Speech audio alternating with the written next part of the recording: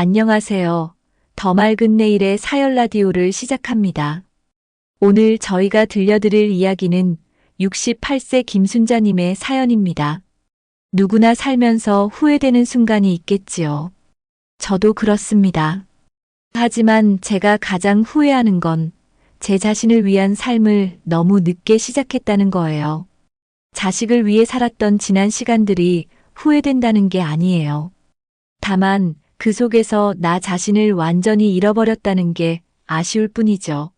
순자 씨는 1956년 강원도 춘천의 작은 마을에서 태어났습니다. 그녀의 어린 시절은 평범했습니다.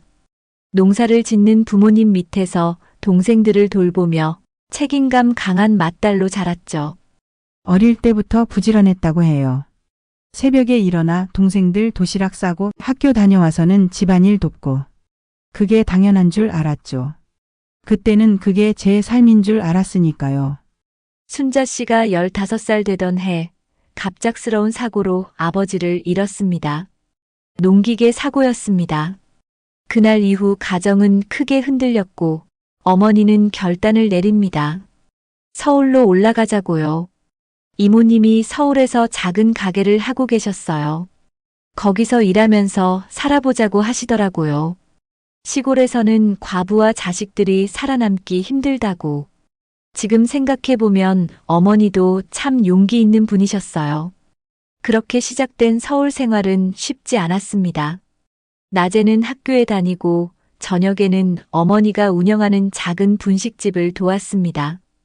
좁은 반지하 단칸방에서 어머니와 둘이 살았죠. 처음엔 많이 울었어요.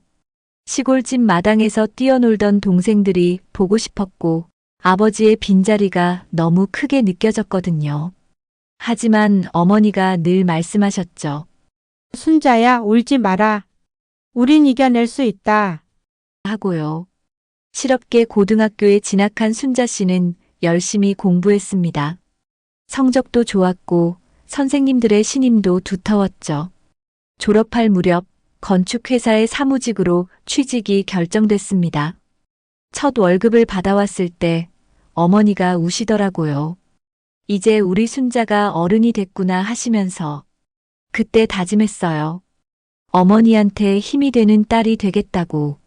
20살의 순자 씨는 회사 생활에 잘 적응했습니다. 성실하고 꼼꼼한 성격 덕분에 상사들의 신임을 받았고 급여도 꾸준히 올랐죠. 그리고 그곳에서 운명 같은 만남이 있었습니다. 같은 건물 다른 회사에 다니는 사람이었어요. 박민호라고. 엘리베이터에서 자주 마주치다가 어느 날 말을 걸더라고요. 이 건물에서 제일 예쁜 직원이시네요. 하고요. 박민호 씨는 공무원이었습니다. 3살 터울로 묵직하고 성실한 첫 인상이 좋았다고 합니다.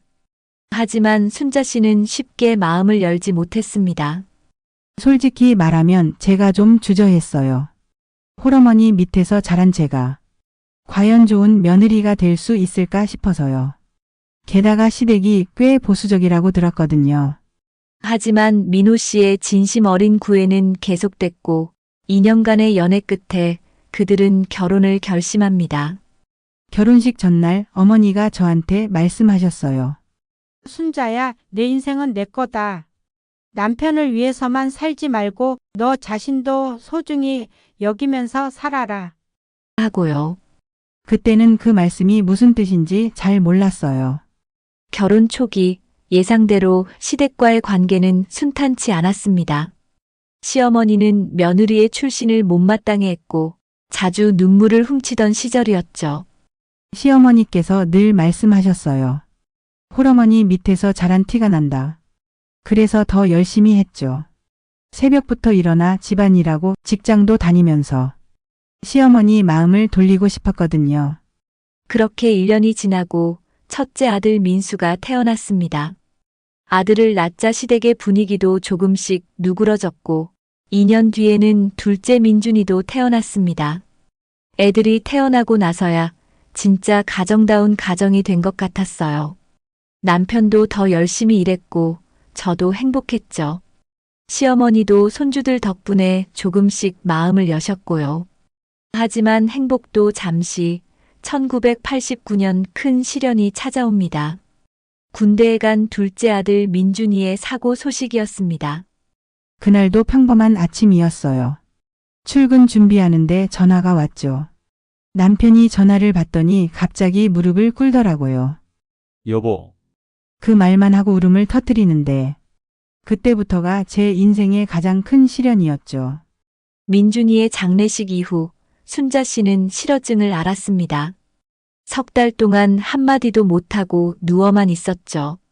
남편과 큰아들 민수의 극진한 간호로 겨우 일어설 수 있었습니다. 그때 남편이 참 많이 힘이 됐어요. 당신 우리 아직 민수가 있잖아. 민수 때문에라도 일어나야 해. 하면서 그 말을 듣고 겨우 힘을 냈죠. 아들을 잃은 슬픔을 이겨내고 순자 씨 부부는 남은 아들 민수에게 모든 정성을 쏟았습니다. 어쩌면 지나칠 정도로요. 민수한테 집착이 심해졌어요.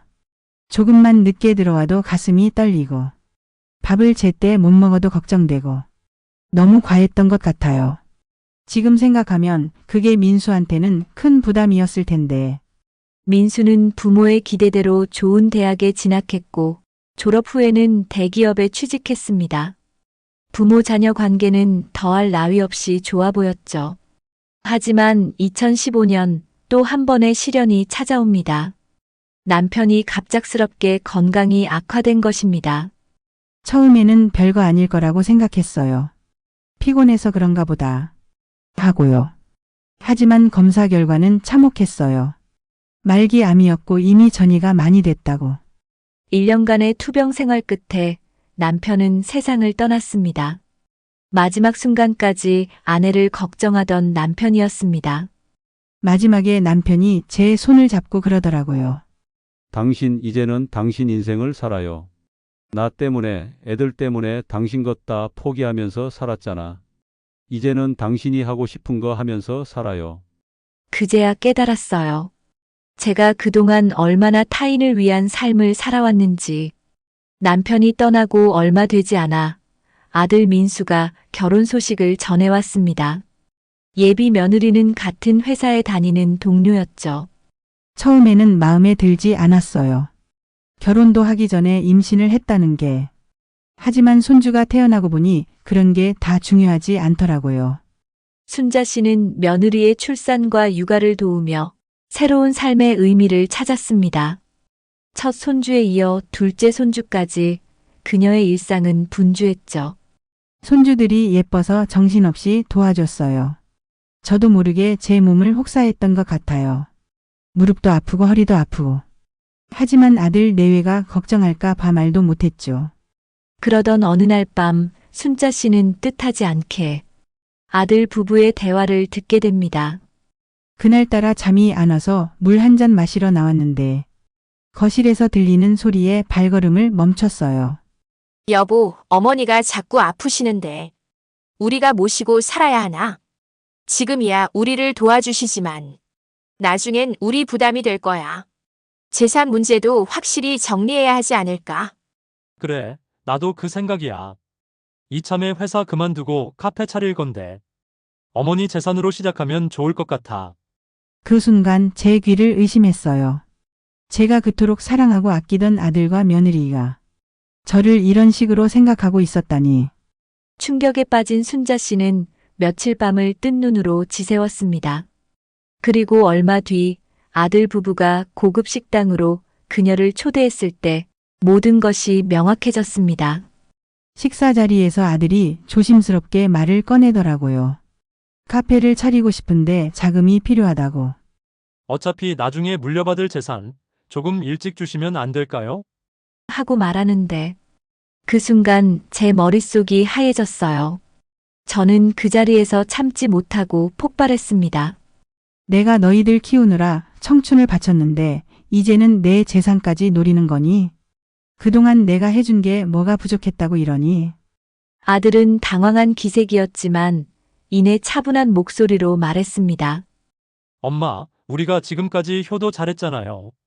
이제는 우리 가정도 생각해야 하고, 엄마도 연세가 있으시니 나중 일도 생각해야 하고, 나중 일이라니? 요양원 얘기하는 거니? 내가 그렇게 키운 자식한테 요양원에 가야 한다는 거야. 그날 이후로 저는 잠도 못 자고 밥도 못 먹었어요. 내 인생이 이렇게 허망하게 끝날 줄은 몰랐죠. 그러다 문득 돌아가신 남편의 마지막 말씀이 떠올랐어요. 이제는 당신 인생을 살아요. 일주일 동안 고민했습니다. 그리고 결심했어요. 이제는 저를 위해 살기로요. 서울에 집을 정리하고 고향 춘천으로 내려가기로 했습니다. 처음에는 두려웠어요. 나이 들어 혼자 산다는 게 쉽지 않을 거라고 생각했거든요. 하지만 이상하게도 짐을 정리하면서 마음이 가벼워지는 걸 느꼈어요. 40년 만에 처음으로 제 의지로 무언가를 선택한다는 게 그렇게 기쁠 줄 몰랐습니다. 아들에게는 간단한 편지만 남겼어요. 엄마는 이제 엄마의 삶을 살려고 해. 너희도 너희 삶을 살아라. 요양원 걱정하지 말고 재산 걱정도 하지 마라. 엄마가 가진 것은 엄마 마음대로 쓰고 살 거다. 지금 저는 춘천의 작은 아파트에서 살고 있어요. 처음으로 저만을 위한 공간이에요. 텃밭도 가꾸고 문화센터에서 요가도 배우고 제가 하고 싶었던 것들을 하나씩 해나가고 있죠. 사람들이 물어봐요. 외롭지 않냐고. 하지만 전 대답해요. 자식 때문에 우는 것보다 혼자 있어 외로운 게 낫다고. 그리고 사실 요즘은 외롭지도 않아요. 문화센터에서 만난 친구들과 여행도 다니고 등산도 하고 이제야 진정한 제 모습을 찾은 것 같아요.